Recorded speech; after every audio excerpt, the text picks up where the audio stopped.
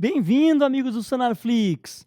Essa aula aqui de hoje, gente, é ATLS, é trauma. Essa aula é para você que nunca ouviu falar de trauma, que quer aprender sobre cirurgia e sobre o ATLS. Vai ser uma aula bem básica, vou dar os conceitos gerais e você vai sair aqui de hoje sabendo atender um paciente politraumatizado. Maravilha? Vamos lá, introdução aqui rapidamente, gente. O que é o ATLS?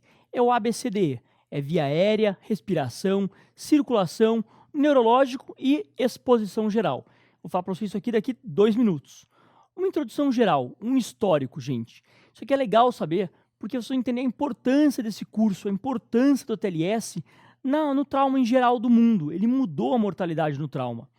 Aconteceu por quê? Porque um colega ortopedista, aí o James Steiner, ele estava dirigindo, pilotando o avião dele, lá em Nebraska, e caiu em 76. Estava ele, a mulher e os filhos. O avião caiu, a mulher morreu na cena, e aí ele e os filhos foram pegos de qualquer forma ali. Ele foi até o hospital rural que tinha ali perto e ele percebeu que trataram ele e os filhos de forma diferente.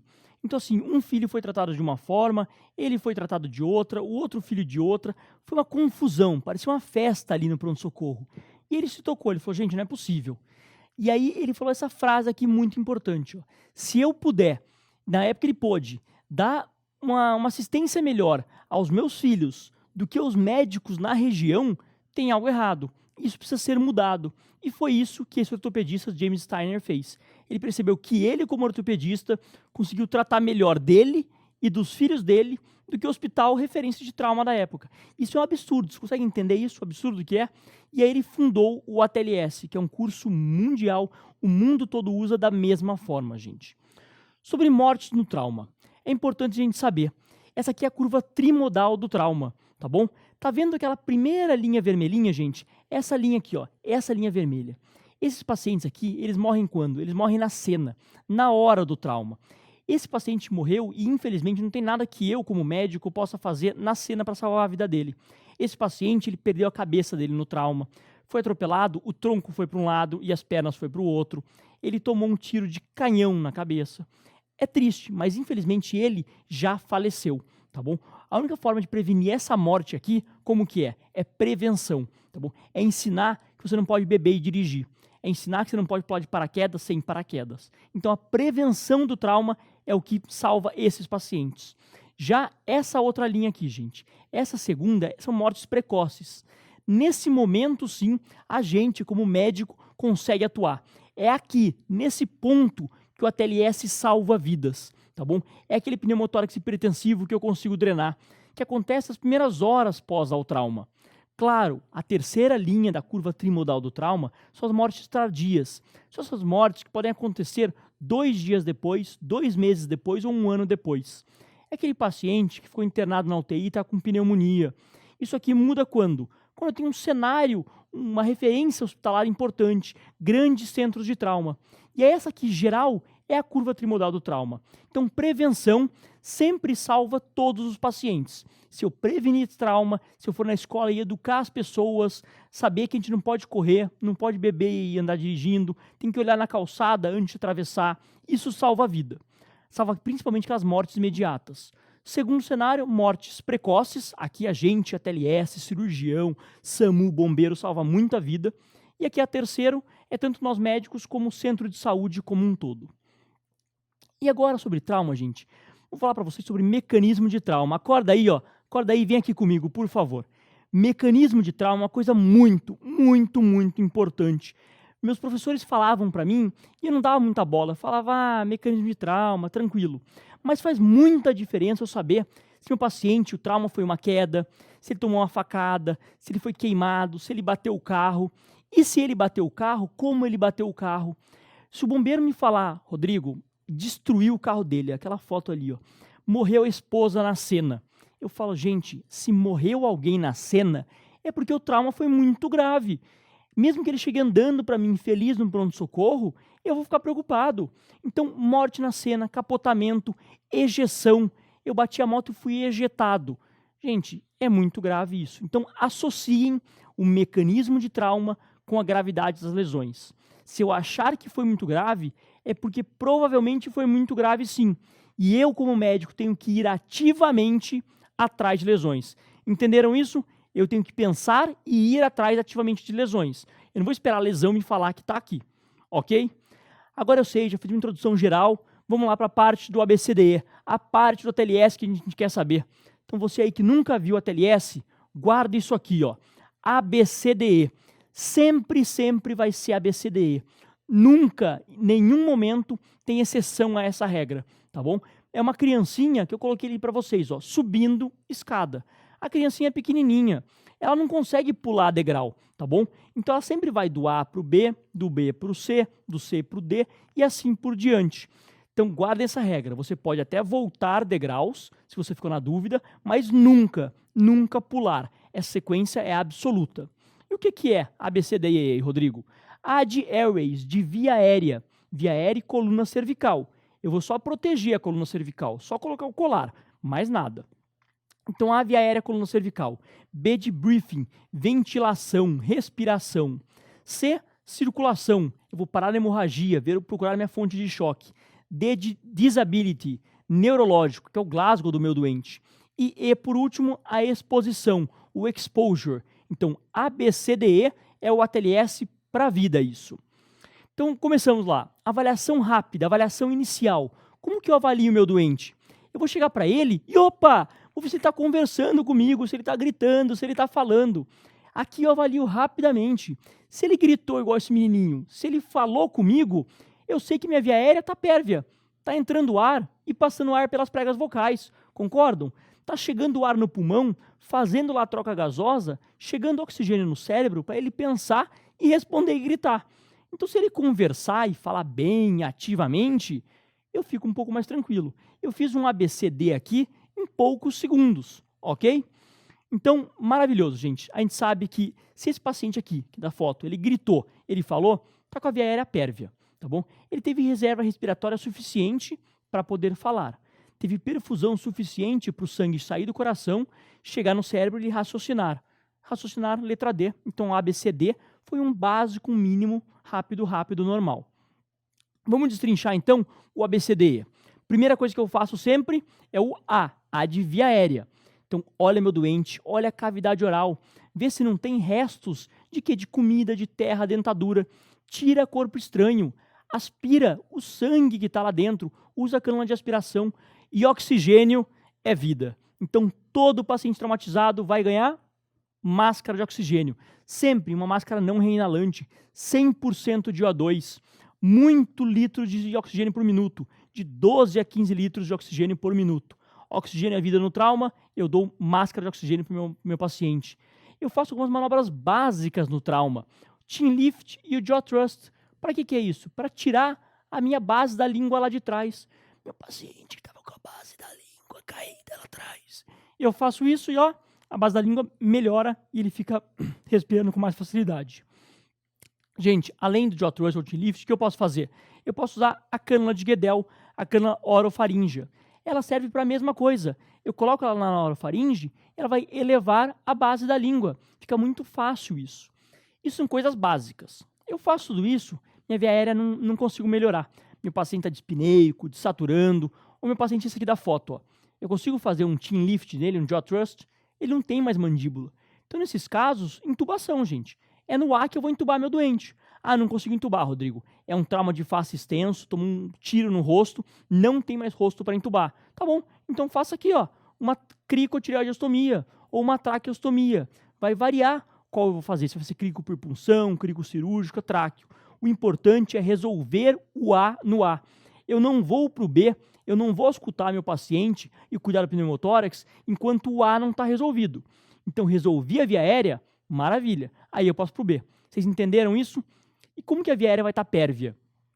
Gente, daquela forma que eu falei para vocês, peço desculpas aqui, ó. Vamos lá para o B. O B resolvi, então. O A está feito, já fui lá, coloquei máscara, fiz a crico, fiz a tráqueo, e aí? Agora eu vou para o B. Agora eu posso subir um degrau da escada. Concordam comigo? Como que eu avalio o B? Exame físico. Você lá do segundo ano já sabe fazer, hein? Então, vem aqui comigo, ó. Sabe fazer exame físico? Vai lá e inspeciona o doente.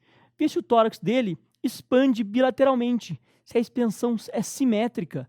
A ausculta é importantíssimo do B, gente. Eu quero ver se tem um muro vesicular bilateral e simétrico. Por quê? Se tiver membro vesicular abolido de um dos lados ou reduzido de um dos lados, opa, pneumotórax, hemotórax. A percussão é a mesma coisa, os diagnósticos aqui são clínicos. Se eu faço percussão, tá maciço, eu tenho um hemotórax. Se eu faço percussão, tá hipertimpânico, eu tenho um pneumotórax.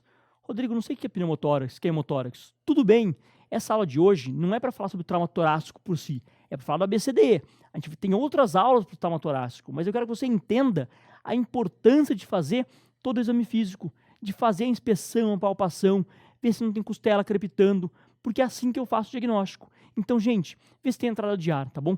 Vê se eu não tenho orifícios na cavidade, na parede torácica, que tenha ar entrando por aqui. Frequência respiratória, se tiver taque apneico, taque dispneico, ou insuficiência respiratória. Saturação, a mesma coisa, tá bom? É muito simples isso, mas é para ser simples sim. Raio-x de tórax. Importantíssimo, no B eu vou lá e peço um raio-x de tórax. Ah, mas o técnico tá na lavanderia, tá tomando café, ele vai demorar para chegar. Tudo bem, a gente já pede aqui no B, porque raio-x de tórax e raio-x de pelve são exames básicos que eu sempre gosto de fazer na avaliação do meu doente no pronto-socorro, especialmente traumatizado, tá bom? Só para você saber, quais os principais tipos de trauma torácico que existem, quem tem que fazer diagnóstico importante no pronto-socorro? Claro, se eu bati, fratura de costela. Pneumotórax simples mata? Ah, não mata. Mas e o pneumotórax hipertensivo? E o pneumotórax aberto, hemotórax maciço? Isso com certeza mata, gente. Então tem que lembrar que tem diagnósticos que eu tenho que fazer ali, ó, naquele momento na sala de trauma. Especialmente qual desses? Pneumotórax hipertensivo, pneumotórax aberto, hemotórax maciço, tórax instável, contusão pulmonar e contusão cardíaca ou tamponamento cardíaco. Isso aqui, ó, mata na hora, na sala. Eu faço diagnóstico clínico desses doentes. Tá bom, lesão esofágica, rotura de aorta também mata, mas não mata ali na cena, naquele momento. Então tem algumas lesões torácicas que eu posso fazer o diagnóstico daqui 2 horas, entendeu? Não nos primeiros 30 minutos do atendimento ao trauma. É muita coisa, gente, mas é muito importante eu fazer esse diagnóstico na cena. Alguns exemplos para vocês saberem que existe. A grande maioria dos traumas torácicos são possíveis de tratamento com o quê? Com dreno de tórax, ou com uma punção de alívio, ou com um curativo de 3 pontas. Então, olha que simples. A grande maioria das doenças torácicas do trauma eu consigo resolver com simples dreno de tórax. Isso é muito fácil, porque são coisas que eu faço quando? No pronto-socorro. Maravilha? Resolvi o A, resolvi o B. Agora sim eu vou para onde? Eu vou para o C. Eu vou para o C de sangramento, de choque. Guardem isso. C é choque e choque de sangramento. Tá bom? Por favor, vai lá. CC, choque e sangramento. Escreve sangue com C que tá tudo certo.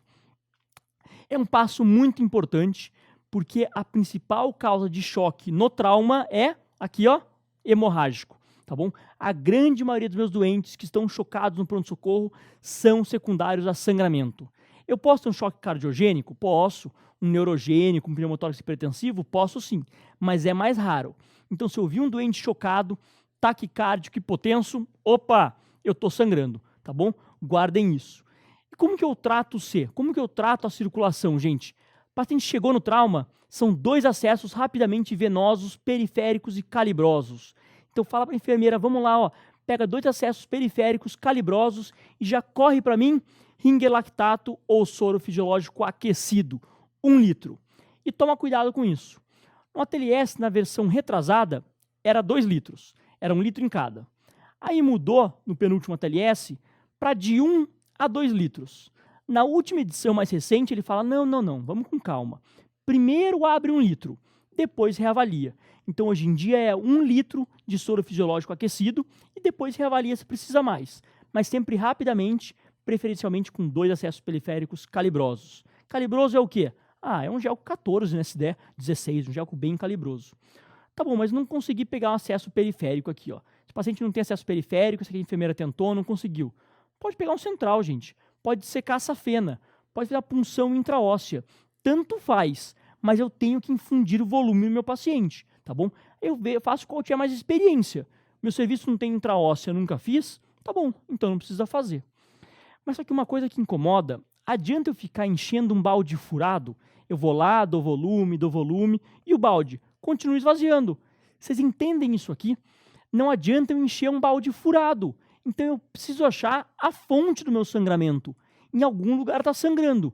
Eu preciso ir lá e fazer parar de sangrar. O que sangra no trauma? Acorda aí, ó. Claro, meio externo. Então, meio externo, está sangrando couro cabeludo para fora, vou lá e comprimo. Membros, amputação, fratura sangra muito. Tórax, abdômen e retroperitônio junto com a pelve.